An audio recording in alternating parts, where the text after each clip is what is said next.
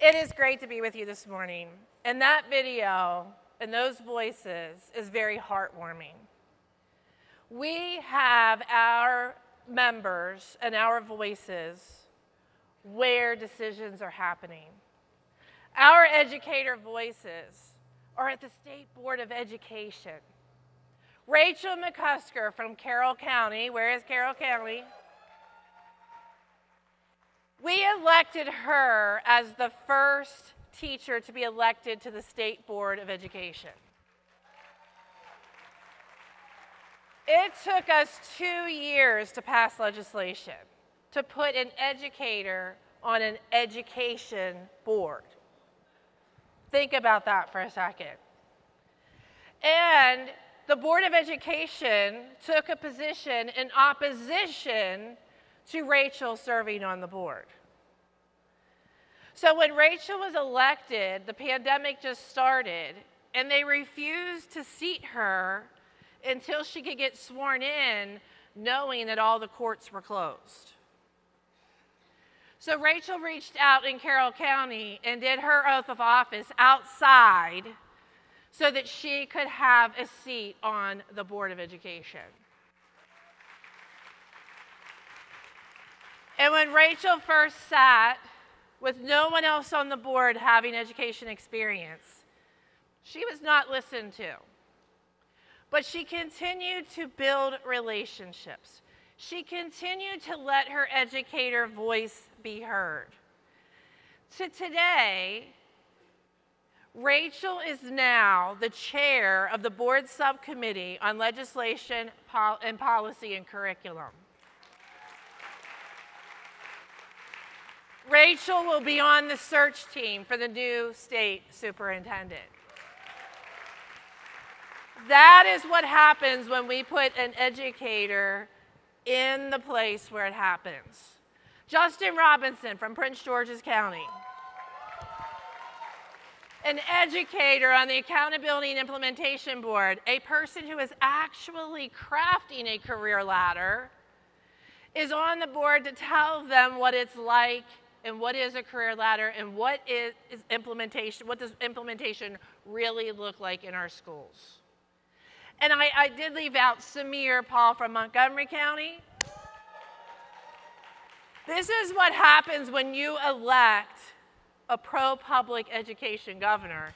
He puts on an educator and union member on the State Board of Education, along with 3 other educators that Westmore named to the State Board. And Melita Kitchen from Howard. She and 5 other members, including Jake Zebley, who I know is here, and maybe some others are here from the Professional Standards Board, they're making decisions about certification and licensure. We have so many others that are in this. We have Pam Gaddy on the school safety. We have Donna Christie on the Consortium for Mental and Behavioral Health. Lisa Norrington on financial literacy. Lots of folks having their voices heard. And then you saw Jessica Fitzwater from Frederick,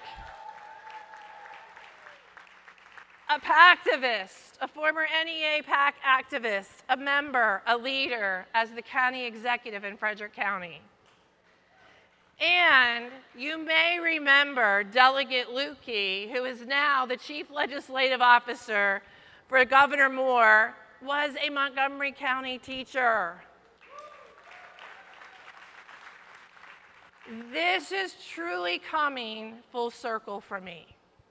When I stood on this stage 6 years ago, it's hard to believe, my passion and vision for this organization was educator voice. Too many people making decisions for us who have never taken a step in what we do. They think they know about education because they went to school one day. They don't know what's happening in education. And it's our job through our voices and our collective power to make sure they understand. But I've talked about individual voices. But it really is, as we look at our theme, the strength of our unity that gives us even a bigger voice.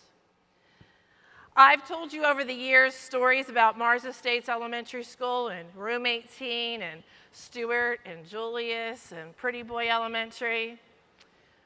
My memory today is as a maybe fifth-year teacher serving as the co-chair for our faculty council. So we were taking all the concerns of our staff members.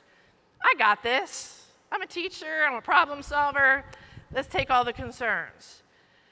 The day before spring break, we decided that we were going to meet with the principal.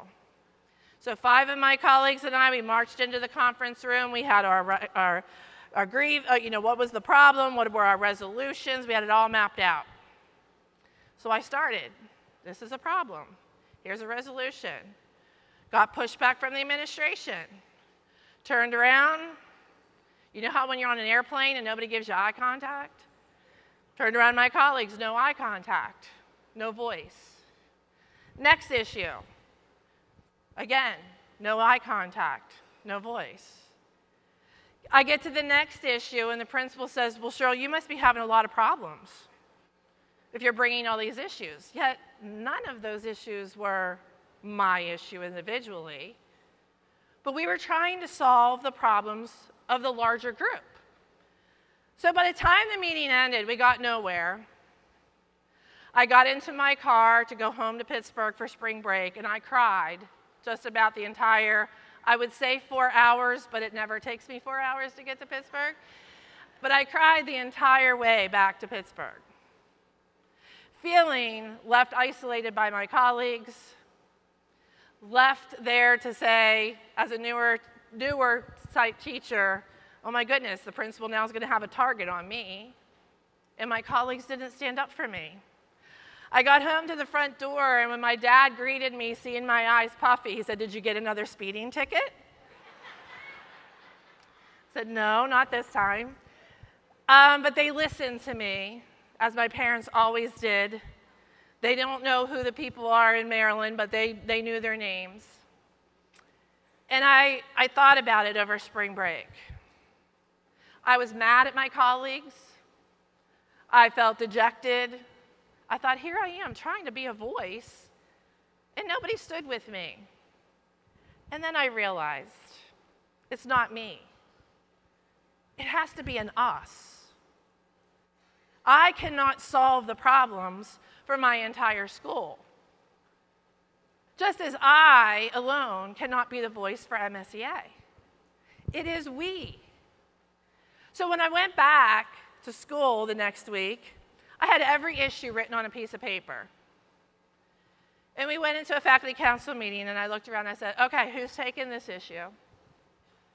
And somebody said, okay, I'll speak to that. I said, well, who's taking this? Somebody else said, okay, well, I'll speak to that. And we made a plan that one person was the lead, but we would all chime in and support the issue. And when we did that, we did get resolution to many of the issues that were impacting our school. That is the power of our collective voice.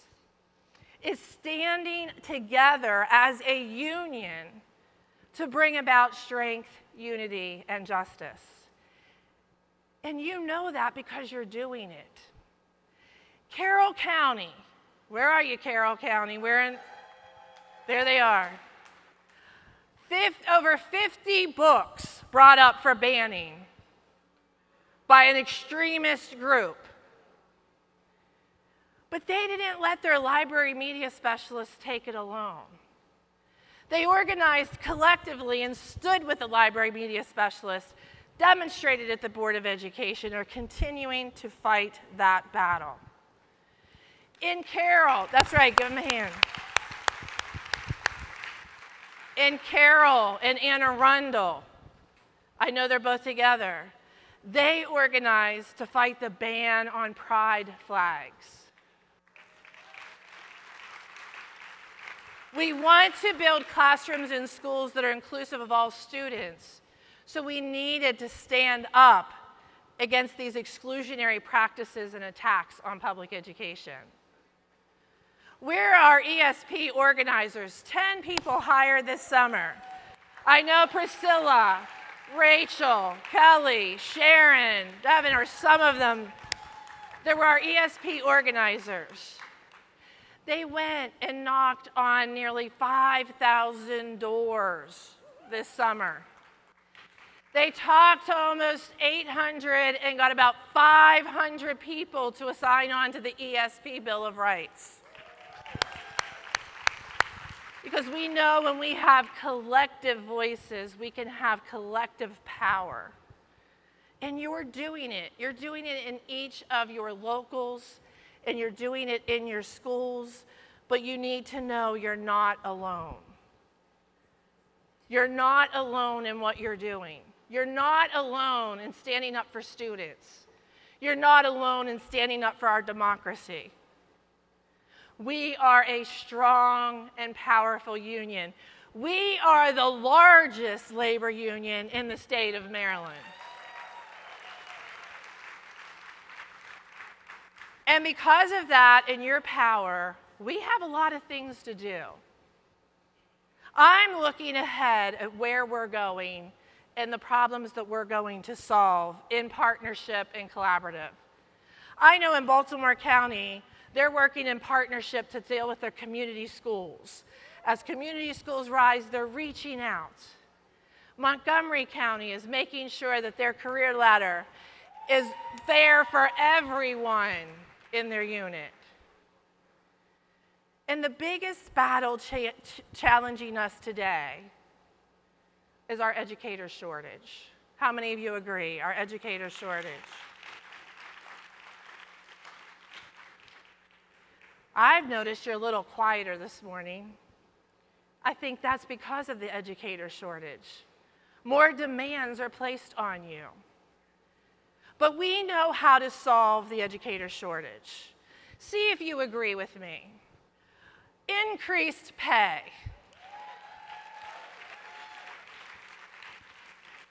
We are still paid at 80 cents on the dollar for people who have the same profession as us. We deserve higher pay and higher salaries. Our education support professionals deserve a living wage.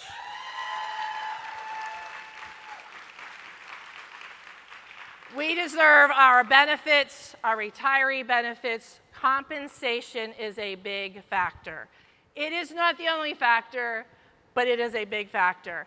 And as we look at the blueprint for Maryland's future for a starting salary of $60,000, that is awesome. But as a 15-year veteran, a 25-year veteran, we need to increase those salaries as well.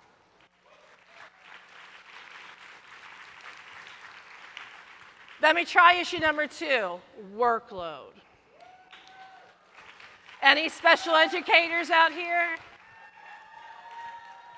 I know Betsy Perry represents us on the Special Education Task Force. You need an IEP that doesn't take you 5 hours to complete.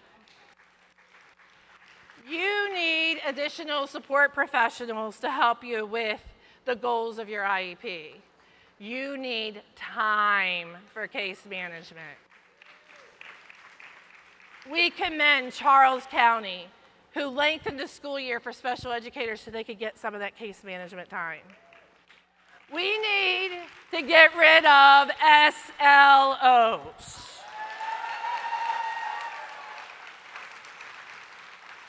It's a lot of paperwork that tells us what we already know. We don't need that extra paperwork to do our jobs. Workload has to come off. We need to address behaviors in our classrooms, our schools, and our school buses. And not just by students. Recently in Prince George's County, a bus driver was assaulted by a parent.